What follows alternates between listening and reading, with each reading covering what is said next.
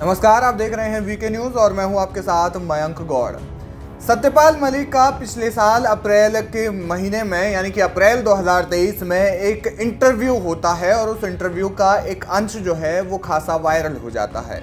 Interview का वो अंश था पीएम मोदी को लेकर के और पुलवामा हमले पर, यानी कि कश्मीर में जो पुलवामा हमला हुआ उसको लेकर के उन्होंने एक सनसनीखेज बात कही थी। हालांकि उसके बाद उनके पास कोई आधार नहीं थे, उसका उन्होंने कोई सबूत नहीं दिया था और ये जो मामला था, जो उनके आरोप थे वो सिर्फ आरोप ही रह गए। इस पर उन्होंने आगे कोई कदम नहीं उठाया क्योंकि कई सवाल भी इसमें पूछे गए थे। क्योंकि सवाल ये भी कि जब आपको ये पहले से पता था तो उसके बाद आपने तुरंत उस समय पर क्यों नहीं कहा। इसके अलावा तमाम जो बातें थी वो कही गई थी, लेकिन उसके बाद ये मामला जो है एक तरीके से सिर्फ आरोपों में ही रह गया। यानी कि वो जो आरोप थे, कई लोगों ने उसे निराधार बताए, कई लोगों ने उसमें कहा कि सत्यपाल मलिक के पास कोई सबूत नहीं है। लेकिन उस दौरान पीएम मोदी का लगातार विरोध करने वाले सत्यपाल मलिक ने अब यू टर्न ले लिया है, उनके सुर बदल गए हैं। जी हाँ, उन्होंने प्रधानमंत्री मोदी की तारीफ की है और न सिर्फ तारीफ की है बल्कि राजनीति को लेकर के भी उन्होंने बहुत कुछ कहा है। दरअसल आरएलडी और बीजेपी का जो है गठबंधन हो गया है और यानी कि आरएलडी जो है समाजवादी पार्टी से अलग हो गई है। इसको लेकर के उन्होंने अपने ही समुदाय के यानी कि जाट नेता जयंत चौधरी को लेकर के भी कई बातें कही हैं, उनको लेकर के कई टिप्पणियां भी कही हैं। क्या कुछ कहा उन्होंने, थोड़ा आपको विस्तार से बताते हैं। दरअसल जब आरएलडी और बीजेपी का जब कल आरएलडी की ओर से अंतिम रूप से औपचारिक रूप से इसकी घोषणा नहीं की गई थी, तो उससे थोड़ी ही देर पहले सत्यपाल मलिक ने एक बयान दिया आरएलडी को लेकर के।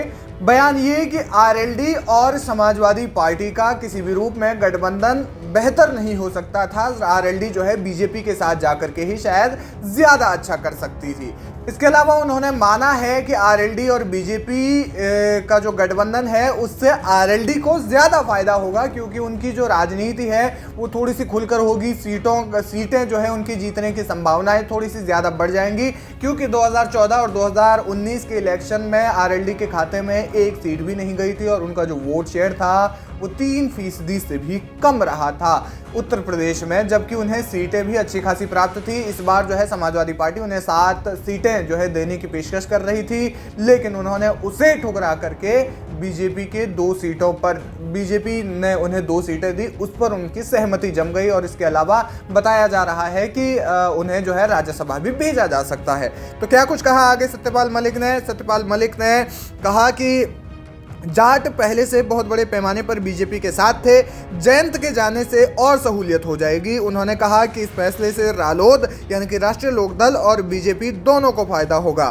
सत्यपाल मलिक ने कहा कि वैसे भी जयंत चौधरी पार्टी नहीं चला सकते, पार्टी चलाने के लिए संघर्षशील व्यक्तित्व होना चाहिए। मैं तो देख रहा हूं कि आजकल तो सारे ही नेता तिकड़म लगाने में लगे हुए हैं, कोई सड़क पर नहीं है और जयंत चौधरी भी उसी तरह हो गए हैं। वो क्यों मेहनत करेंगे, वो भी आराम की राजनीति करेंगे, क्यों किसी झगड़े में पड़ेंगे। इसके अलावा चौधरी चरण सिंह को भारत रत्न दिए जाने को लेकर के उन्होंने पीएम मोदी की खासी तारीफ की। उन्होंने कहा कि जयंत के बीजेपी के साथ जाने की जो बातचीत है वो काफ़ी लंबे समय से चल रही थी। मुझे पहले से ही अंदाज़ा था कि चौधरी साहब को भारत रत्न देकर प्रधानमंत्री एक तरह से बड़ी तुरुप मार देंगे और वो हो गया। मैं बहुत खुश हूँ, मैं जानता हूँ कि वो इसे डिजर्व करते हैं। पीएम के इस फैसले के बाद चरण सिंह का वोटर नरेंद्र मोदी के लिए नरम हो जाएगा। यानी कि उन्होंने चौधरी चरण सिंह को लेकर के पीएम मोदी की खासी तारीफ की है।